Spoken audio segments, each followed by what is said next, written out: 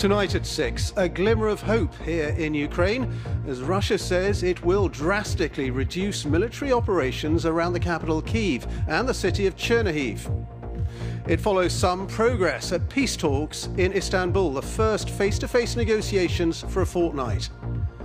But on the front lines near Kiev, Ukrainian forces are not dropping their guard and they say they're confident of victory.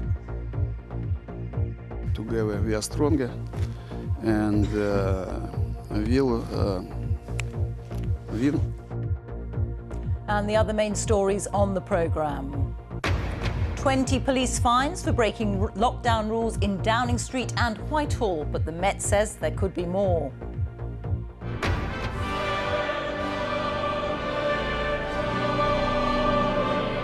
And the Queen attends a memorial service for Prince Philip, accompanied into Westminster Abbey by Prince Andrew.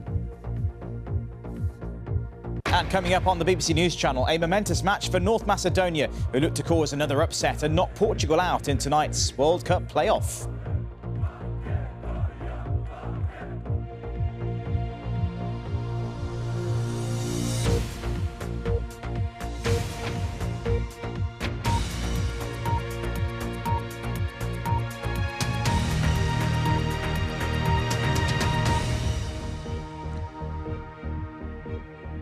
Hello, good evening and welcome to the BBC News at 6.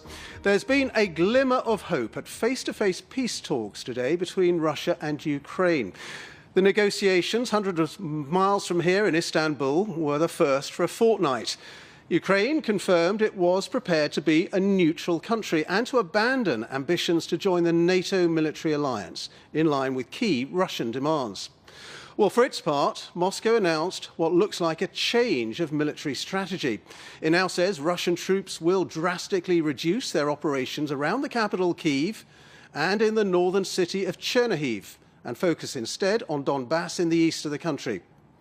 Well, more on that from Kiev in just a moment, but our first report tonight is from our Russia editor, Steve Rosenberg. Away from the fighting, another attempt at diplomacy. Delegations from Ukraine and Russia came to Istanbul. But would there be any room for compromise? Negotiating behind the scenes, the Russian billionaire Roman Abramovich. Today, the Kremlin dismissed reports he'd been poisoned at a previous round of talks as an information war. President Erdogan was the host. He called on both sides to push for peace. It will be in everyone's interest to achieve a ceasefire and peace as soon as possible. As members of the delegation, you have taken on a historic responsibility. The whole world is waiting to hear good news from you. At these talks, Ukraine made concrete proposals to Russia it hopes could end the conflict. Ukraine proposed becoming a neutral state. It won't join military alliances or host foreign military bases. In return, it's asked for a system of security guarantees, with other countries acting as guarantors. Ukraine also wants to discuss the status of Crimea and has asked Russia not to oppose Ukraine joining the European Union. Our proposal has not been accepted yet by Russia. We are handing it over to the Russian side. We say this is our position, our official position. We will wait for their answer. Russia's Deputy Defence Minister responded quickly. The Ministry of Defence of the Russian Federation has taken the decision to drastically reduce combat operations in the Kiev and Chernihiv areas in order to boost mutual trust and create the conditions for further negotiations and signing of the agreement. If Russia does scale back its military activity around Ukraine's capital, that would mark a significant change in what Moscow calls its special military operation, but what most of the world calls Russia's war.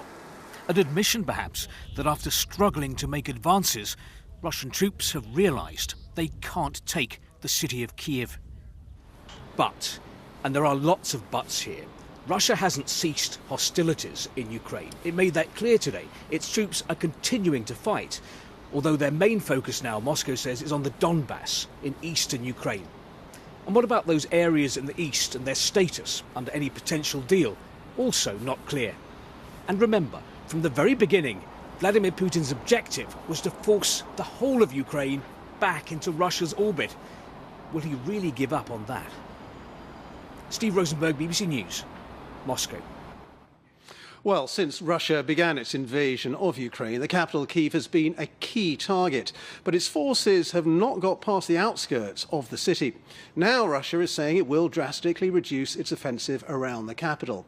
The Ukrainian general in charge of defending Kiev has told the BBC that Russia is suffering heavy losses and cannot win. Our international correspondent, Orla Garin, sent us this report from a front line north of the capital. Keeping watch on a critical front line to the north of the capital. The Russians now say they will drastically reduce attacks around Kiev. These Ukrainian troops won't be dropping their guard. The man in charge of defending the city, Colonel General Alexander Syrski, was handing out promotions and medals today. He's been fighting the Russians in eastern Ukraine since 2014. Now they're on his doorstep. The Russians are 4 kilometers from here. Is it painful for you that they have come so far on this soil? It's pain for me, especially here, because I fight against Russia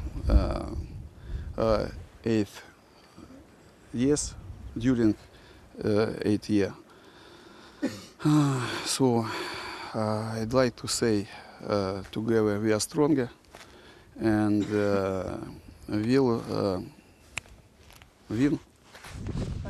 He told me his men are being shelled constantly, but are on the offensive in some areas, and he insisted the Russians would never set foot in Kiev. And inside the city, there is vigilance night and day. Territorial defence units out on patrol through deserted streets now lined by checkpoints and roadblocks. Their mission to monitor any movements and search for the enemy within, saboteurs passing information to the Russians. After being stopped and searched, this man was allowed to go on his way. But in the past month in this area, they've detained about 30 alleged informants. A sudden threat over our heads.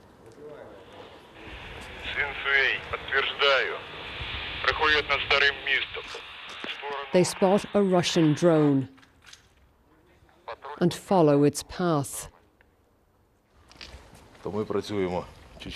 I'm working on it, says this fighter, nicknamed Chechen.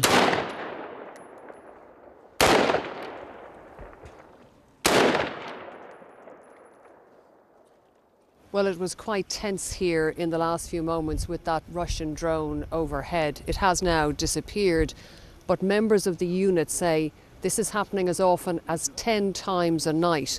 The Russians are sending their drones to try and gather intelligence from above.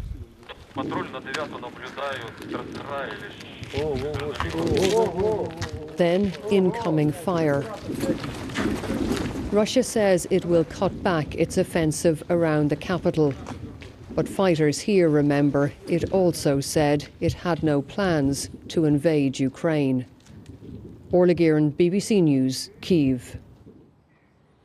Well, let's go live to Jeremy Bowen, who's in Kiev. So, Jeremy, as we heard there, the Russians say they're scaling back their operations around the capital. Can we take them at their word? Well, not if you're sensible. No, I don't think anybody will take them at their word, whether it's in Ukraine or in the wider world as well.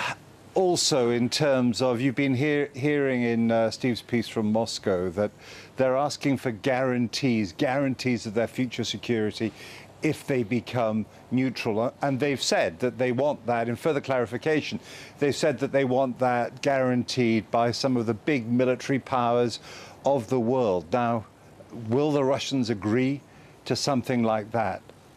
I wonder. And Jeremy, when the Russians say they're scaling back, are they making virtue out of necessity? Because they really their advance on Kiev has stalled, and the Ukrainians have been counter-attacking them now for days. Yeah, they haven't made any progress towards the city, even encircling it now for weeks and weeks and weeks. They've taken casualties, they've taken bad tactical decisions, they've been caught up in the mud, they've lost men, they've lost machines. So yes, that's part of it, I think, but you know, they're not saying that they're going to have a ceasefire. They're saying they're going to concentrate on a different part of the country. Now, while I've been standing here, I've heard distant rumbles of artillery. I don't know who's firing it, and it's some miles off, but it means that it is far from quiet on those battlefields to the northwest of the city, where a lot of the military activity has been focused and, it seems, continues. All right, Jeremy, thank you very much indeed. Jeremy Bowen there. Well, Russia may have said today it is scaling back some of its attacks in this country, and there may have been some limited progress at those peace talks. So perhaps there is just a small sliver of light amidst the darkness here. But after 34 terrible days, this war does grind on, taking with it more lives every hour of every day. Back to you in the studio in London. Ben, thank you very much. Ben Brown reporting. The Metropolitan Police are to issue 20 fixed penalty notices after COVID laws were broken during lockdown in Downing Street and in Whitehall. The Met have said they won't reveal who is to be fined nor which events they relate to, but that more fines could be on the way. Boris Johnson, who was at some of the events being investigated, has said he will tell the public if he's been fined. He's facing calls from the opposition to resign, as he previously stated in Parliament that all guidance was followed completely. Our political editor Laura Kunsberg has the latest. A moment to stand on ceremony. Good morning, sir. The Prime Minister on the list for a grand gathering that would have been forbidden under the COVID laws he set. Laws that meant the Queen mourned her husband alone. Today arriving for this major memorial quietly through a side door. Boris Johnson's already had to apologise to the monarch for rules being flouted under his own roof. Diagonally opposite each other today, the Queen, frail, tucked at the end of a row. But ministers are trying to avoid the subject. When people are dying in Ukraine and there's a cost of living crisis, stroke challenge, I think we should be focused on that. How damaging is all this? Fines are being issued. It's a war in Europe, if you haven't noticed. Not so long ago, claims of rule breaking in Downing Street were a full-blown political emergency. Now today, the police have concluded the law was broken at least 20 times. We don't know who is receiving fixed penalty notices, but we do know they're issuing 20 fines, and this is just the first batch, with more likely to come. Fines are expected to be £100 or £200, but don't come with a criminal record, and the individuals will not be named by the police, although Number 10 has vowed to reveal if Mr Johnson is one of them. So far, that hasn't happened. It's important that justice is done without fear or favour in cases of this nature, and we all want to see people held to account if they've done wrong. I do not deflect from the seriousness of the issues at hand, but we live in a world where very, very serious things are happening, and we cannot afford to be indefinitely lost in this conversation. This may all be hard to dismiss. Evidence emerged over many weeks of gathering during lockdown.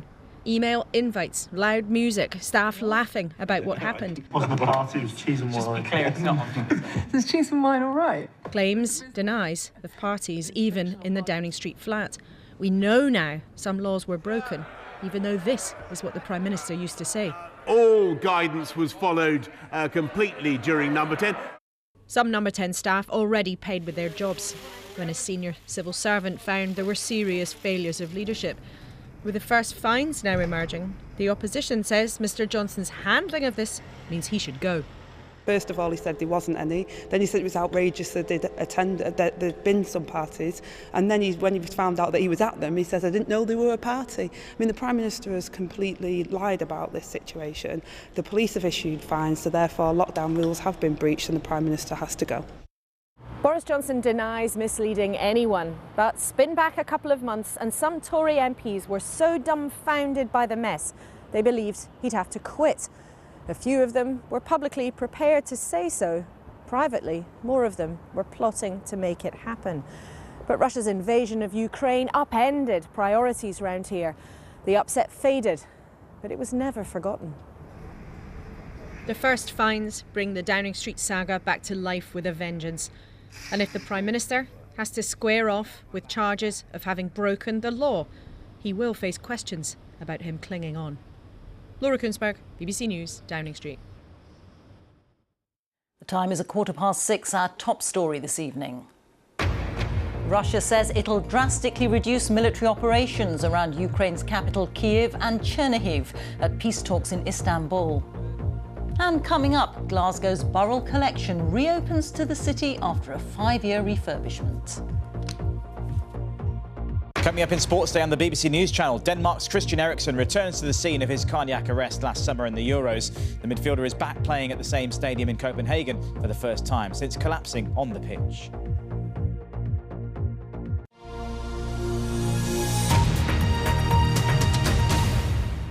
The Queen has joined other members of the royal family at a service commemorating the life of the Duke of Edinburgh, who died last year at the age of 99. She was accompanied into Westminster Abbey by Prince Andrew in his first public appearance since settling a civil sex assault case last month. There had been uncertainty about whether the Queen would be able to attend, and she only made the final decision in the hours before the service. Here's our royal correspondent, Nicholas Witchell.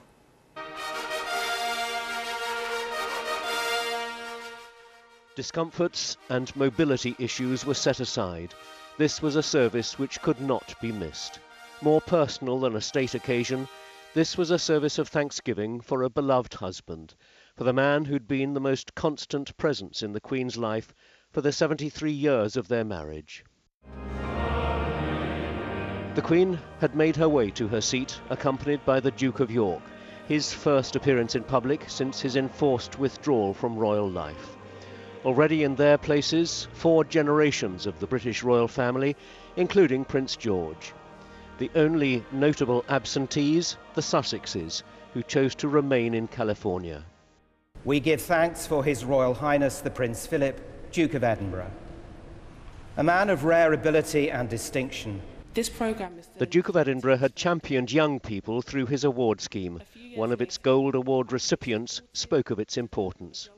The world has been through so much turmoil, and in these times it is so important to show our support to young people, to encourage them with opportunities and empower them to reach their full potential. The Dean of Windsor recalled a man who could be abrupt, but who devoted his energies to many different causes. As we give thanks for the life of a remarkable man, perhaps our greatest tribute to him, most especially in these far too troubled times, will be for us to accept the challenge to play our part, however small, in working for a kinder future.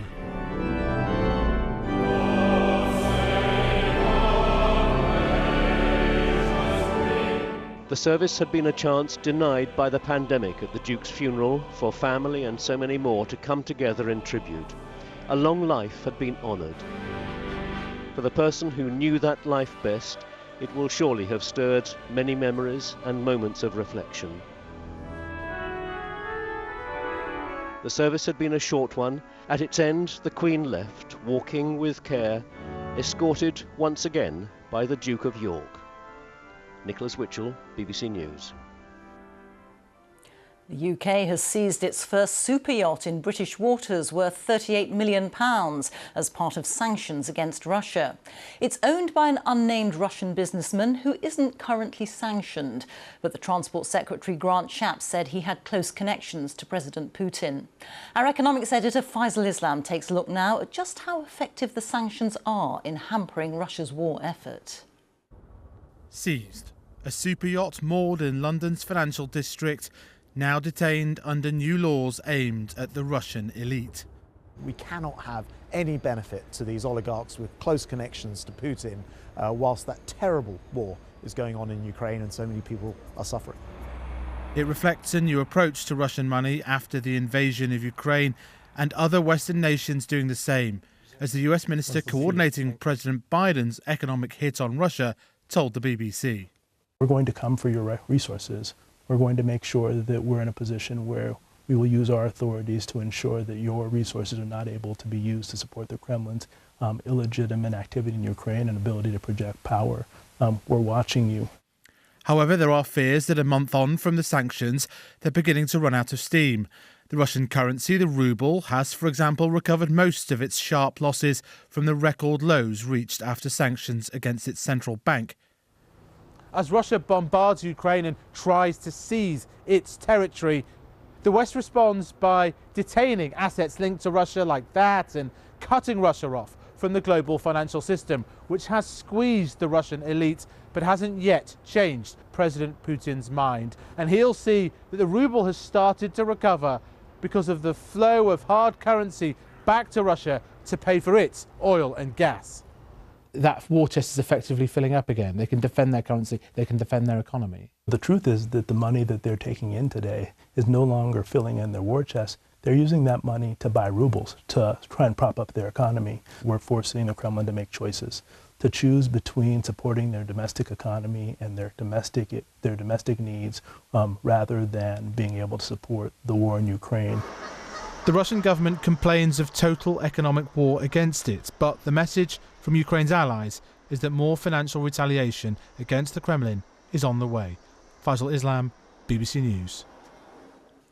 Over 200 babies might have survived had better maternity care been provided by an NHS trust, the BBC has learned. Dozens of other children sustained life-changing injuries as a result of the failure to provide adequate treatment by Shrewsbury and Telford NHS Trust. Well, our social affairs correspondent Michael Buchanan helped to uncover the story, and he joins us now. And Michael, 200 avoidable deaths and many injuries. This is a very serious finding. It is indeed. Tomorrow is the culmination of a 5-year investigation into maternity care in Shropshire, chaired by the senior midwife Donna Ockenden. It started out as an investigation into 23 cases, but it has mushroomed, and the review team looked into 1,862 cases. It is the largest inquiry into maternity care in the history of the NHS. Now, ahead of that publication, what we have learned is that the review team have concluded that 131 stillbirths and 70 neonatal deaths might not have happened had better maternity care been provided. The vast majority of cases are from the year 2000 to 2019. Poor care is also said to have been contributed to the deaths of a number of women in childbirth and to dozens of children sustaining avoidable harm such as cerebral palsy and brain injury. The Trust will respond fully to the findings tomorrow. They have previously said that they take full responsibility for their failings and that they sincerely apologise to every family that they have failed. But I think tomorrow is going to be a difficult day for hundreds of families across Shropshire. A public recognition, if you like, of 2 decades of private grief and, unfortunately, a grim way for many of the families that campaign for the NHS to accept that there was poor maternity care being provided here tomorrow will be a vindication for them, unfortunately.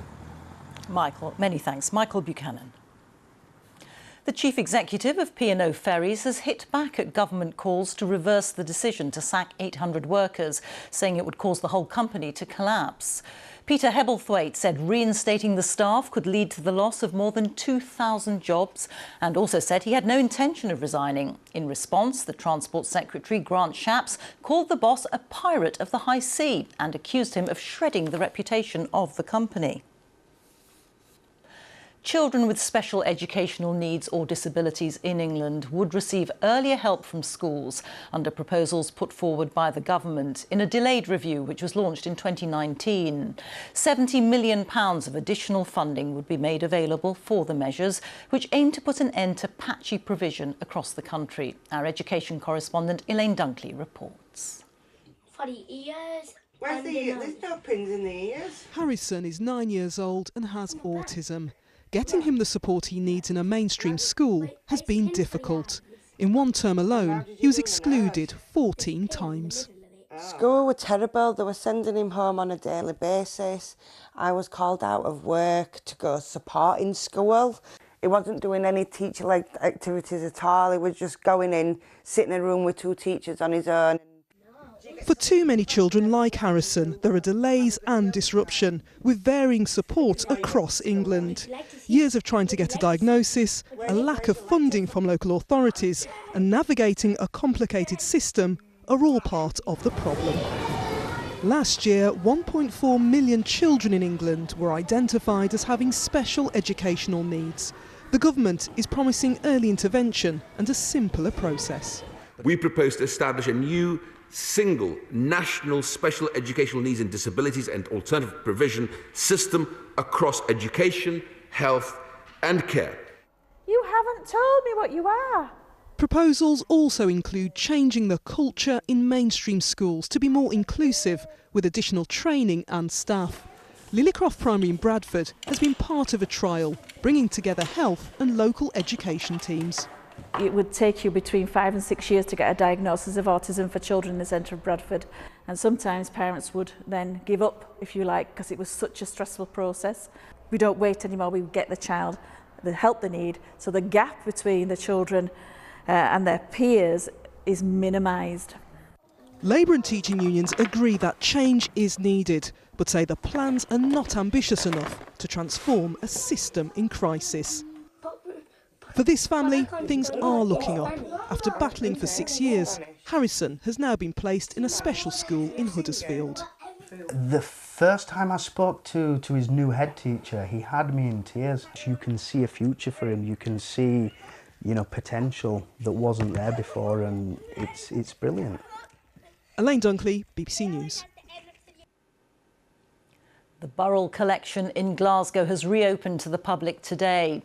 It's home to an internationally renowned collection of 9,000 artefacts and has had a 5-year renovation costing more than £68 million. The gallery now has considerably more exhibition space, which means some items which haven't been seen in public for decades are on show.